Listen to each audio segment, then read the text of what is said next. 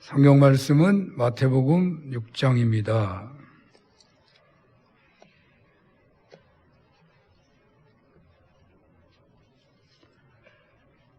마태복음 6장 31절에서 34절을 봉독하겠습니다. 그러므로 염려하여 이르기를 무엇을 먹을까, 무엇을 마실까, 무엇을 입을까 하지 말라. 이는 다 이방인들이 구하는 것이라. 너희 하늘 아버지께서 이 모든 것이 너희에게 있어야 할 줄을 아시느니라. 그런즉 너희는 먼저 그의 나라와 그의 의를 구하라. 그리하면 이 모든 것을 너희에게 더하시리라.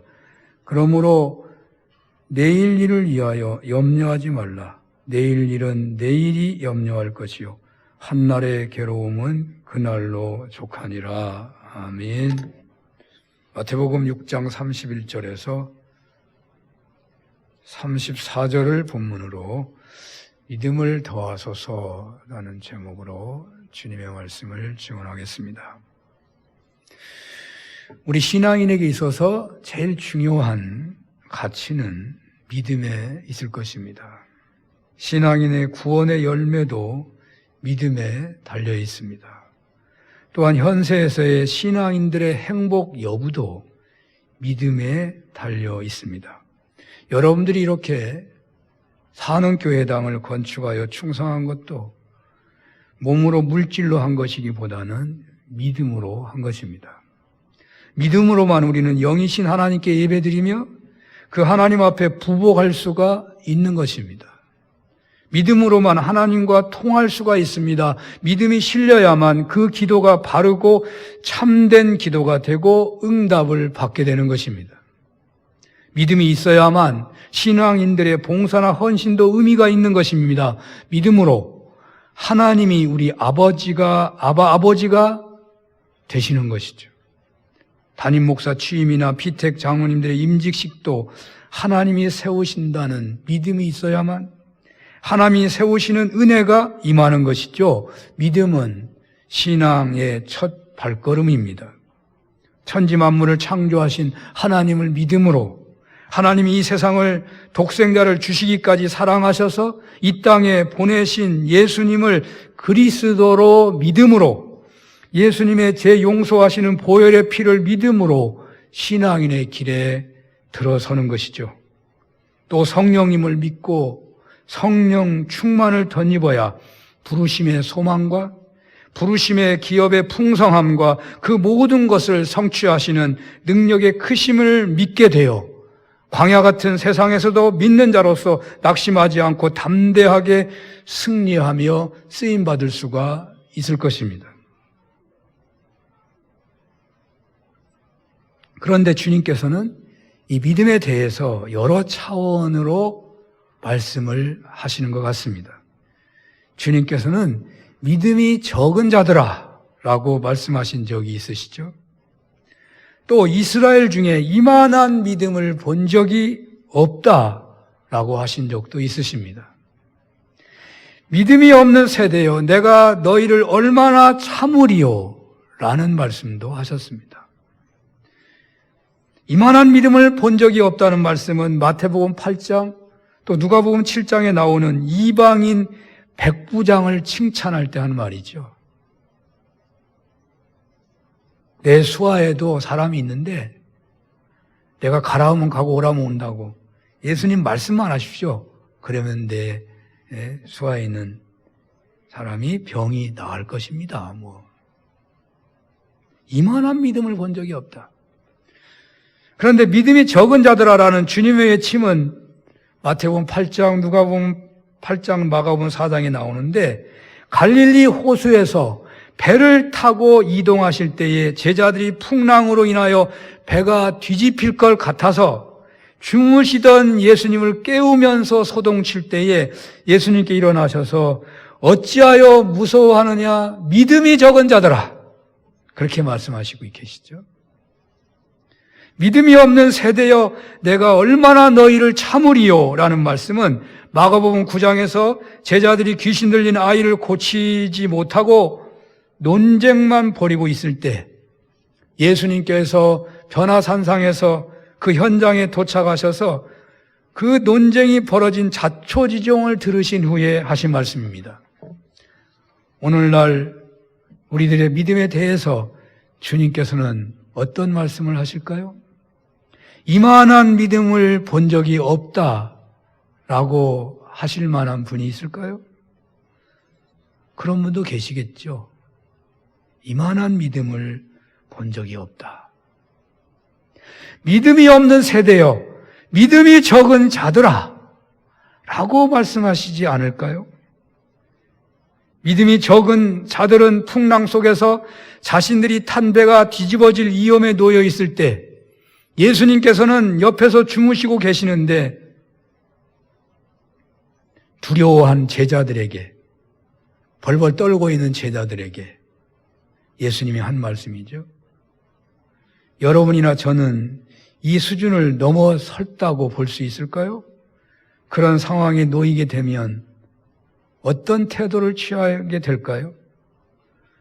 또 마가복음 9장에 나오는 믿음이 없는 세대여라고 지적을 당한 이들은 누군가 생각해 보면 그들은 그것을 구경한 사람만이 아니고 바로 제자들과 그리고 그 귀신 들린 아이의 아버지도 포함되었다고 할 수 있습니다. 여기 제자들은 주님께로부터 훈련받아 귀신을 쫓아낼 능력이 있다고 믿어져서 파송된 제자들이고 그들은 주님께로부터 능력을 덧입었기 때문에 사역을 하는 중에 귀신이 쫓아진 적도 있었던 체험이 있잖아요. 그렇게 사역하면서 예수님을 전했을 텐데 지금 마가복음 9장의 현장에서는 믿음이 없는 세대여라고 지적을 받고 있는 것입니다.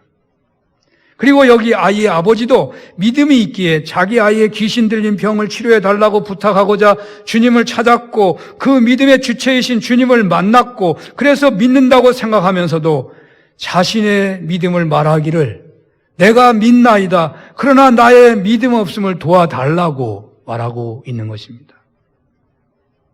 믿음이 신앙의 가장 중요한 바탕이고 그래서 그 믿음으로 예배드리고 가정에서도 온라인으로 드리는 예배를 하나님이 받으실 것을 믿는 믿음으로 예배를 드리시잖아요. 우리가 믿음으로 피택 장로님들을 이제 임직자로 세우게 될 것인데 또 선교사를 파송하기도 하고 믿음으로 보이지 않게 봉사도 합니다. 이러한 우리를 바라보시는 주님께서는 우리를 향해서 뭐라고 말씀하실까요? 상상해 본다면 어떻습니까? 이만한 믿음을 본 적이 없다고 하실까요? 믿음이 없는 세대여 또는 믿음이 적은 자들아 하시지 않을까요? 우리가 우리 자신을 생각해 볼 때마다 내가 믿나이다. 그러나 나의 믿음 없음을 도와주소서 라고 고백하지 않을까요? 사랑하는 여러분, 신앙생활이 행복하십니까? 예배 속에서 하나님의 임재, 하나님의 계시, 하나님의 만져주심의 은혜가 늘 있으십니까? 예배 끝나고 현장으로 나가서 살 때 세상 한복판에서 믿는 자로 살아야 한다. 아니 나는 믿는 자로 살고 있다. 하는 그 제자도의 은혜가 늘 있으십니까?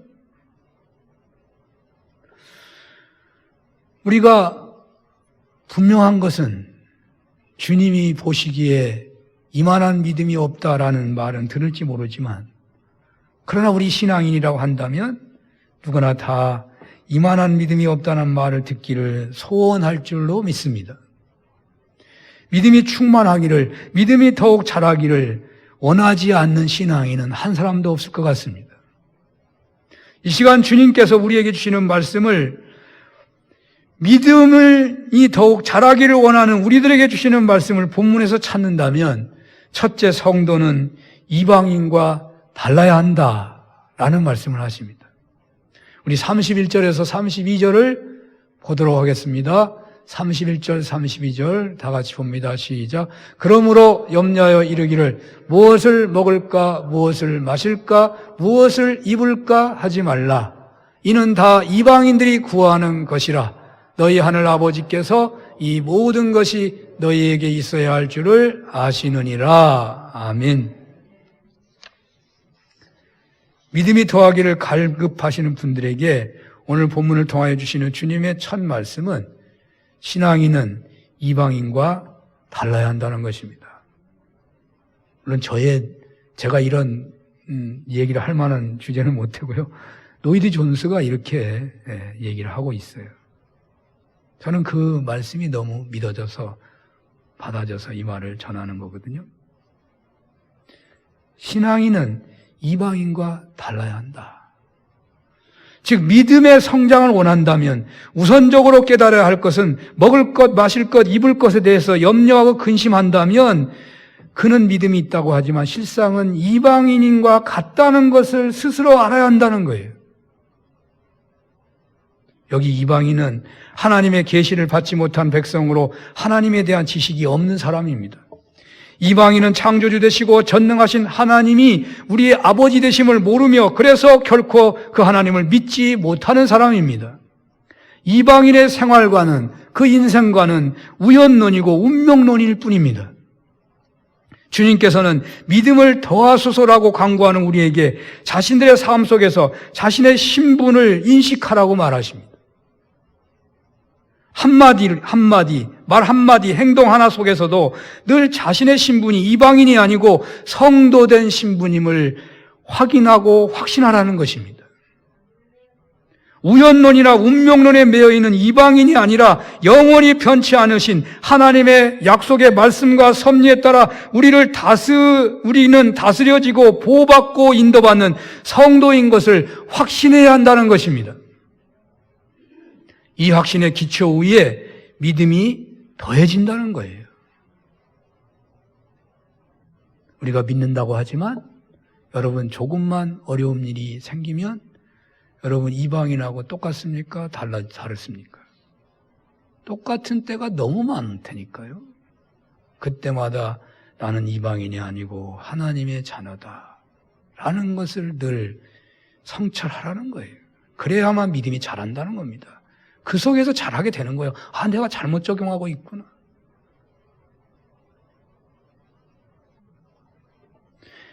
이방인은 기초가 없기 때문에 예수님을 따라다니면서 수많은 기적을 보며 놀랄 수는 있지만 그 믿음은 더하여질 수가 없는 것입니다. 언제나 염려하게 만들고 두렵게 만드는 어떤 문제나 사건 앞에서도 우연론자이거나 운명론자가 아닌 하나님의 자녀임을 확신함으로 두려움의 현실에 사로잡히지 않고 그 모든 것을 섭리하시는 하나님의 품에 거하심으로 믿음이 더하여지는 은혜를 누리시기를 바랍니다. 두 번째로 믿음을 더하소서라고 강구하는 신앙인들에게 주시는 주님의 말씀은 너희 하늘 아버지께서 이 모든 것이 너희에게 있어야 할 줄을 아신다는 말씀입니다. 주님은 우리를 잘 아십니다. 그러므로 우리 신앙인은 하늘 아버지가 되시는 전능하신 하나님을 절대적으로 믿고 의지해야 합니다. 이것은 하나님을 떠나서 하나님과 상관없이 우리에게 일어날 수 있는 일은 아무것도 없다는 것을 말합니다. 하나님은 우리의 모든 것을 아십니다. 머리털까지 세신 바가 되었다고 하셨습니다. 요한복음 1장에 보면 나다나엘이 예수님을 만나는 장면이 있죠. 빌립이 나다나엘에게 찾아가서 나사렛이 고향인 예수님을 소개합니다. 그때 나다나엘이 나사렛이라고 하는 그런 시골 동네에서 무슨 선한 것이 날 수 있겠느냐고 말을 하니까 빌립이 일단 와봐라 라고 합니다. 그래서 예수님과 나다나엘이 만나게 되는데 예수님께서 나다나엘을 보자 이렇게 말씀하시죠. 보라, 이는 참 이스라엘 사람이라 그 속에 간사한 것이 없도다. 이에 나다나엘이 말합니다. 어떻게 나를 아십니까? 예수님이 이렇게 하시죠. 말씀하시죠. 빌립이 너를 부르기 전에 네가 무화과 나무 아래에 있을 때 보았노라. 무화과 나무 아래에 있었다는 말은 기도하고 명상하는 자리에 있었다는 말이죠.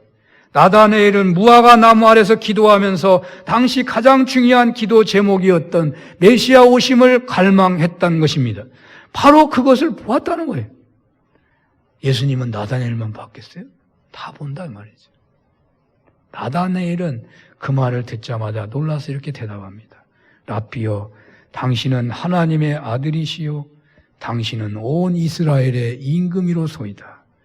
정직하고 진실한 참 이스라엘 사람이라고 말을 들을 만한 인물 나다나엘. 그는 예수님께서 자신의 어떤 날에 어떤 한순간에 자신을 보았었다는 그 말씀이 어쩌면 그렇게 맞을 수가 있을까 놀라서 당신은 메시아이십니다라고 고백하고 있는 것입니다. 그렇습니다. 주님은 우리의 모든 것을 아십니다. 그래서 우리에게 무엇이 필요한지도 잘 아십니다. 여러분들이 어디에 있든지 하나님의 눈을 피할 수가 없습니다. 여러분들의 마음 속에 아무리 깊이 묻혀있는 그 어떤 은밀한 구석도 하나님이 모르시는 것이 없으십니다. 히브리서 4장 12절 하반절에서 13절에 보면 이런 말씀이 있는데 한번 볼까요?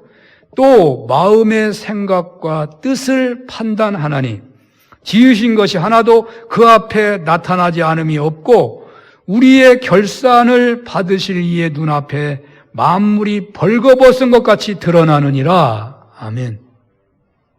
주님은 우리의 마음의 생각과 뜻도 감찰하십니다. 남모르는 질병으로 고통 중에 있을 때에, 가족을 잃고 슬픔을 당할 때에, 직장이나 사업의 실패로 사람이 헤아리기 어려운 어떤 심적 고통을 겪어도 주님을 아신다는 거예요.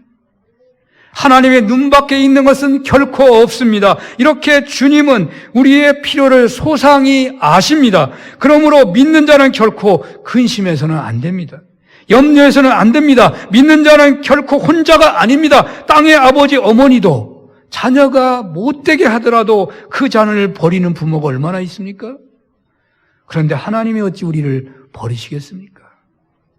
주님께서는 그 생애 중에 가장 위험한 위기의 때에 바로 이런 감동적인 말씀을 남기신 바가 있습니다. 십자가를 지시기 직전에 너희가 각각 제 곳으로 흩어져 나를 혼자 둘 때가 오나니 벌써 왔도다. 그러나 내가 혼자 있는 것이 아니고 아버지께서 나와 함께 계시느니라. 예수님은 아무도 없을 때에 하나님이 가깝게 계시는 것을 더욱 실제적으로 믿고 계시고 체험하시는 거예요.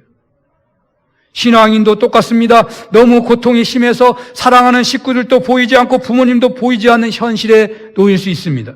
주님께서 바로 그 순간에 십자가를 지실 때에 사랑하는 제자들까지 다 떠나버린 그 현실을 내가 혼자 있는 것이 아니고 아버지께서 나와 함께 계시느니라 라고 말씀하신 것처럼 그 순간은 사람이 아무도 없기 때문에 오히려 우리 하나님 아버지께서 함께 계시는 자리라고 말씀하셔요. 죽음의 고비에서 이것을 체험하는 수많은 구원자들이 있더라고. 거의 대부분 예수님 만났다는 체험은 꼭 이런 데서 체험하더라고. 그때 하나님 봤대. 그러지 않고는 안 보여요. 왜? 인간의 눈이 가려져 있기 때문에 안 보여요. 인간이 헤쳐나가기가 어려운 뜻하지 않은 고난에 직면하면 어느 누구도 그에게 도움이 되지 못하고 자기 주위에는 아무도 없는 것처럼 느껴지지만 하나님을 믿는 그 사람에게는 바로 그 하나님 아버지께서 그에게 가장 가까이 계시고 있다는 것입니다. 선교사님들이 현지에서 말이 통하지 않고 문화가 다르고 그 와중에 자녀가 아플 수도 있고 사역의 열매는 거의 없고 사방에서 압박을 받고 있는 그 현실에서 어느 누구에게도 말 못하고 오직 혼자서 괴로워하고 있는 그 자리에 놓이게 될 때마다 거의 한결같이 그 위기 속에서 하나님을 더욱 가깝게 만난다고 고백을 해요.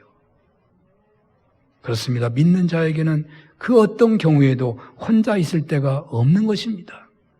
십자가에서 처절하게 못 박혀 죽게 되는 온갖 오직 혼자서 절규화하는 그런 때가 올 텐데 그런 때는 나 혼자 있는 것이 아니다. 아버지께서 나와 함께 하시느니라. 예수님의 십자가 사역의 위대한 승리는 바로 이런 믿음 때문이라고 해야 할 것입니다.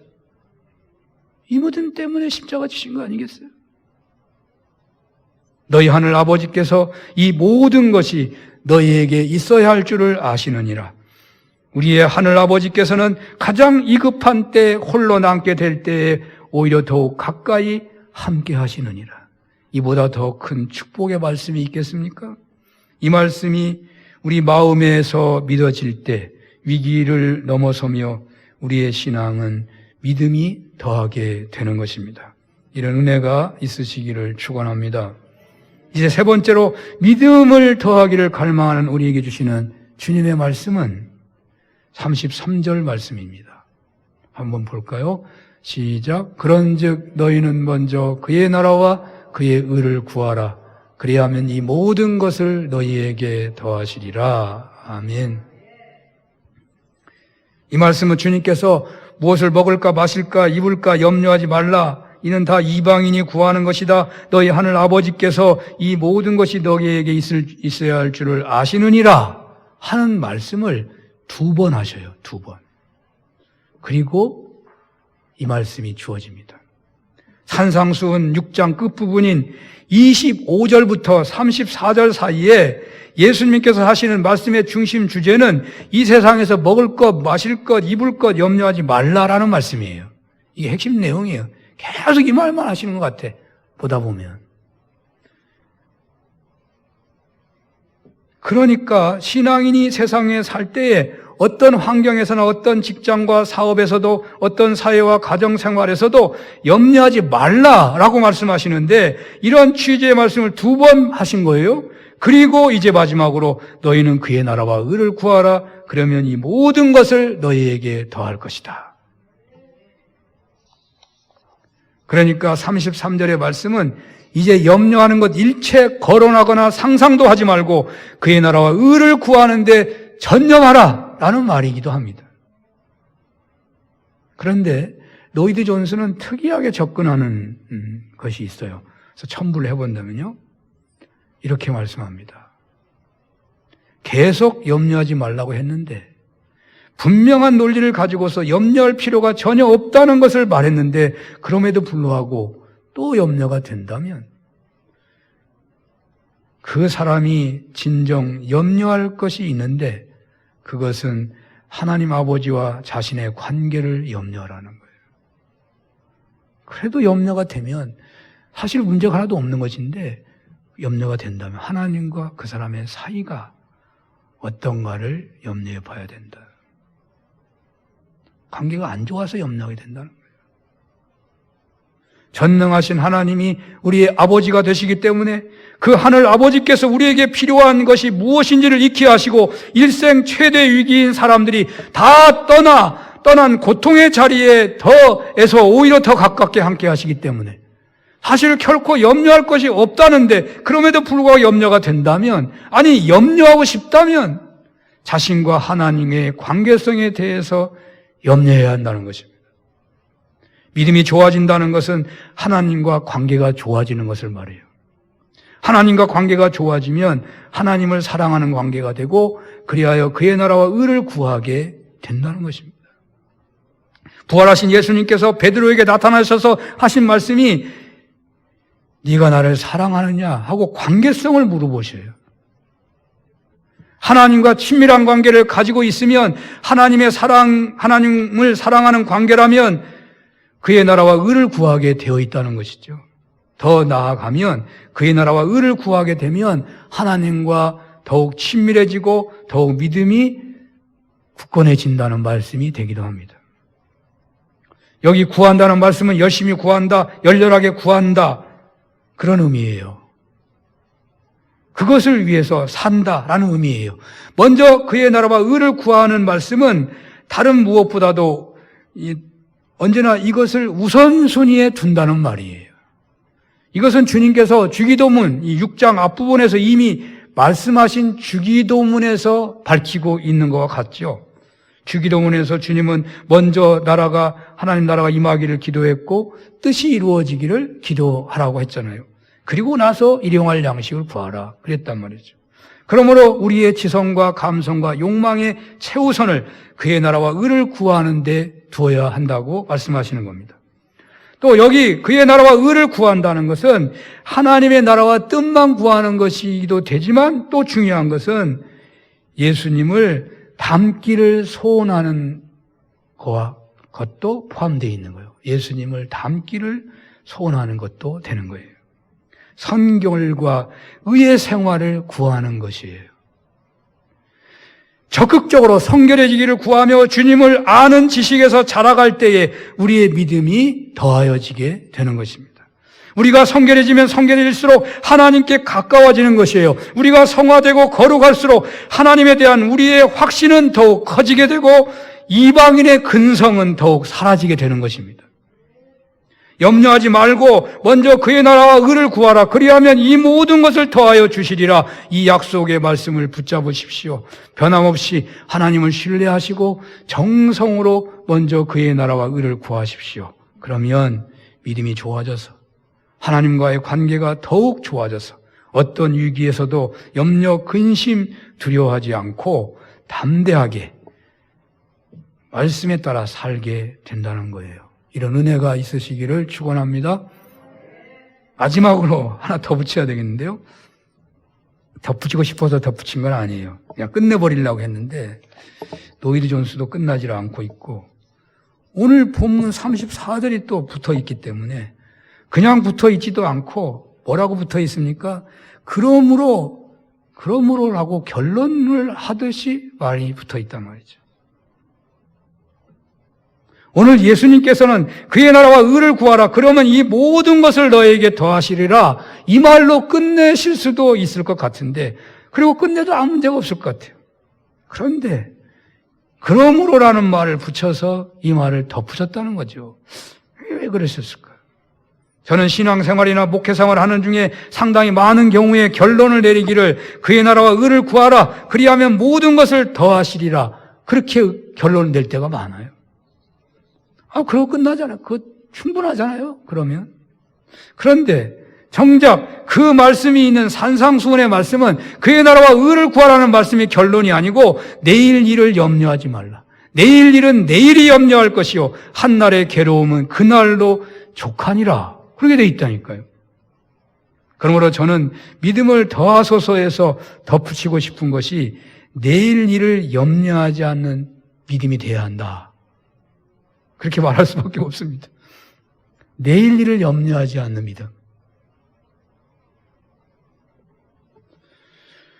모든 필요가 다 채워져 있고 여기에 믿음까지 있으면 웬만하면 염려하지 않을 것입니다.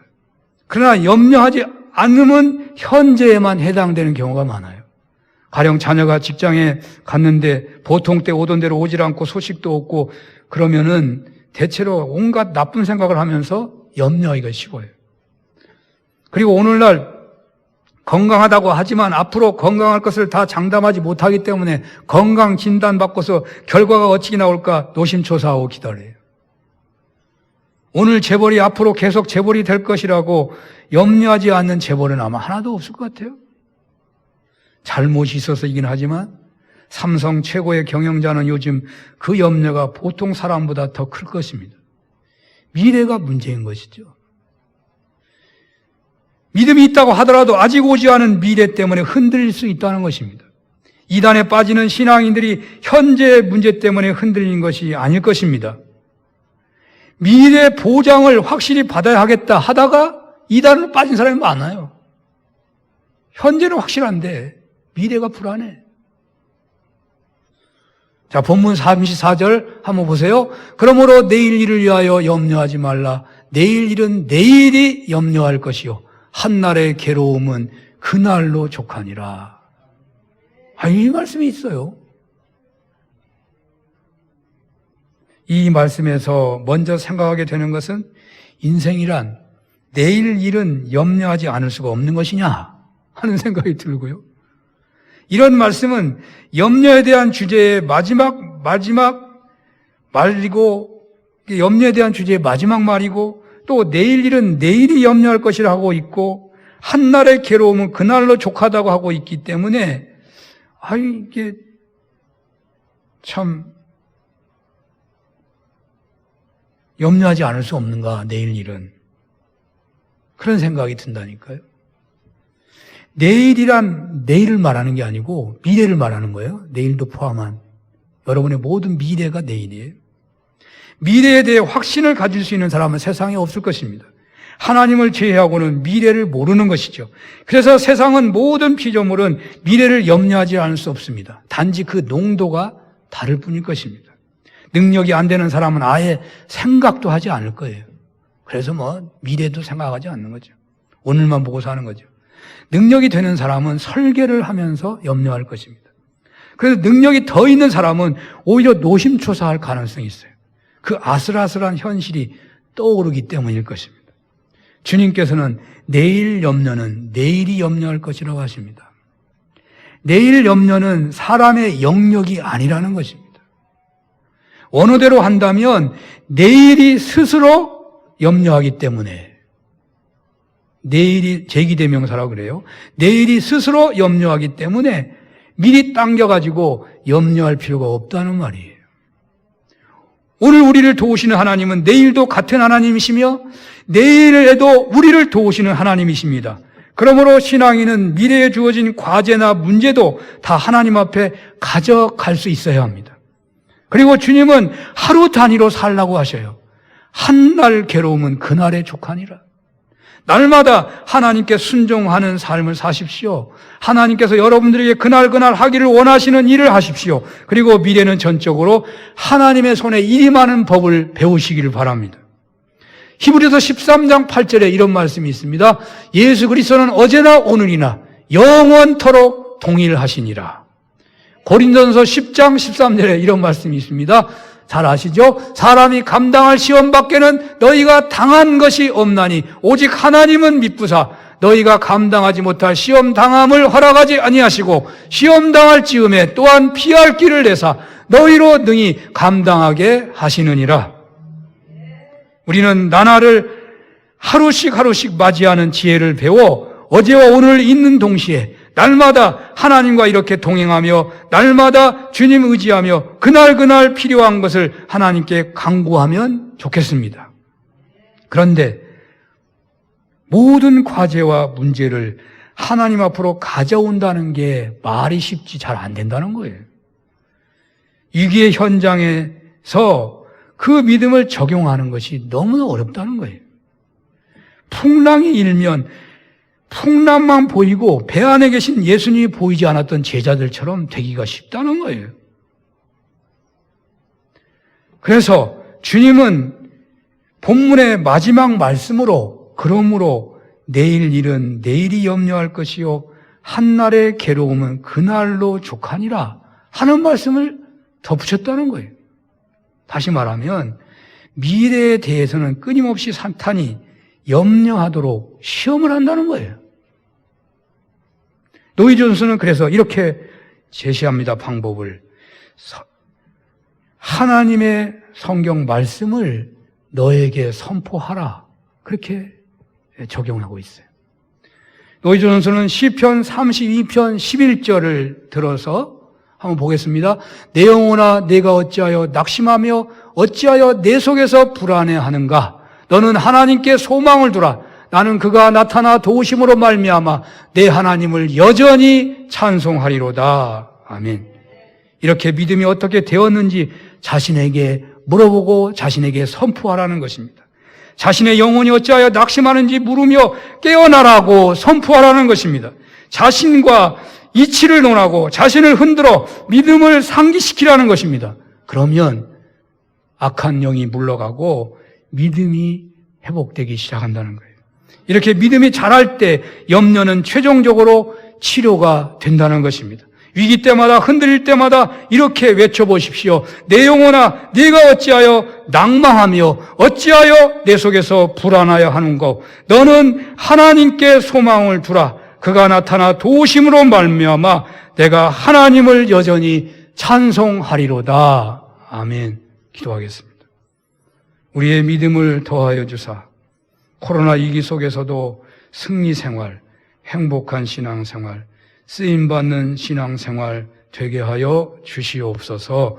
예수님 이름으로 기도합니다. 아멘.